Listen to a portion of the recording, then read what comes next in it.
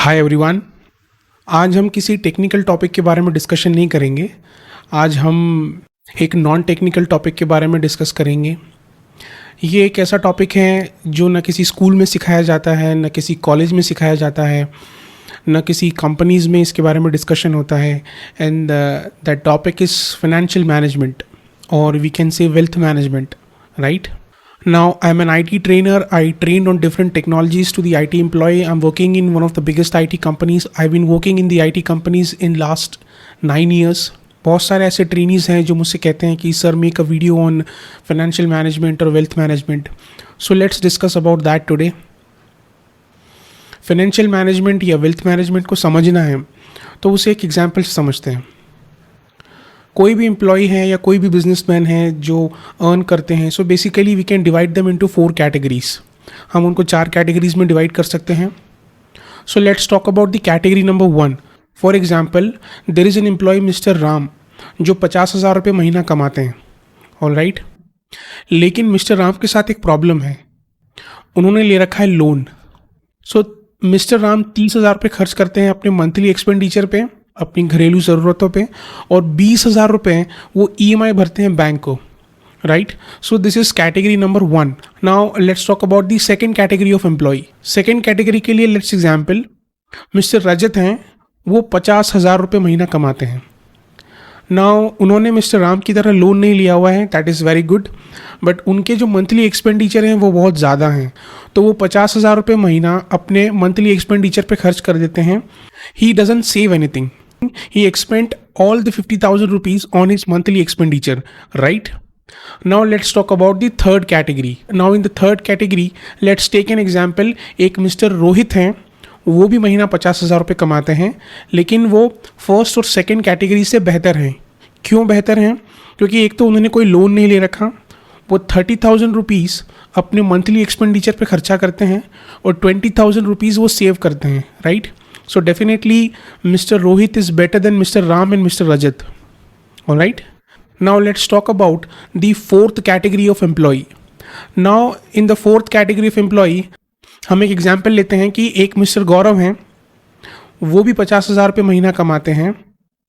Now 30,000 rupees mister Gaurav he spend on his monthly expenditure.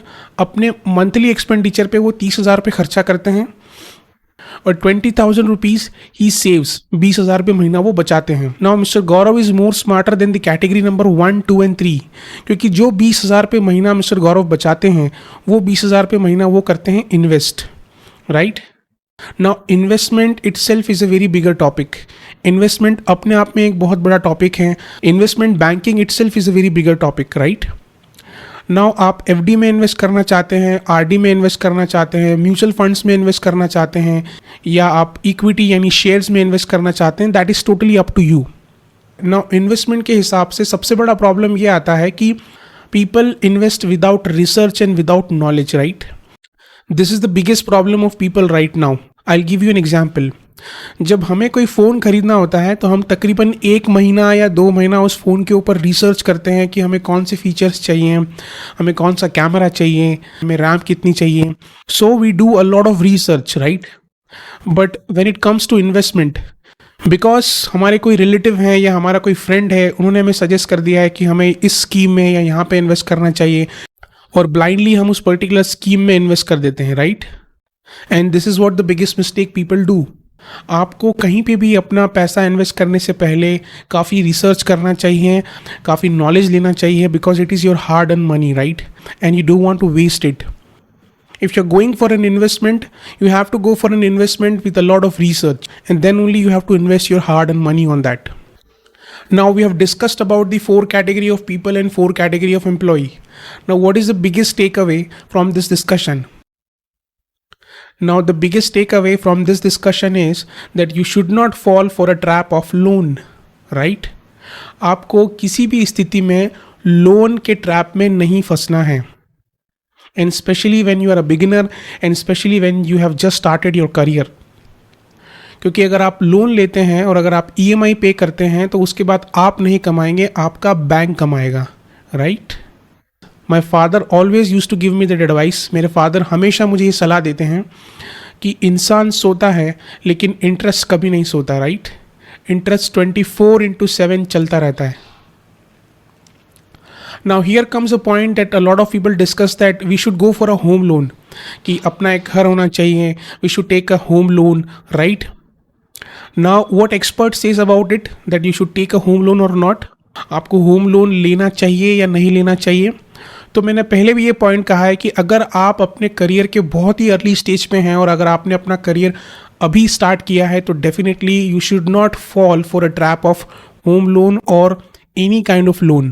क्योंकि अगर आप loan के ट्रैप में फंस जाते हैं या ईएमआईज के ट्रैप में फंस जाते हैं तो आपकी रिस्क टेकिंग एबिलिटीज़ और आपकी डिसीजन मेकिंग पावर जो है वो बिल्कुल ख़त्म हो जाती है.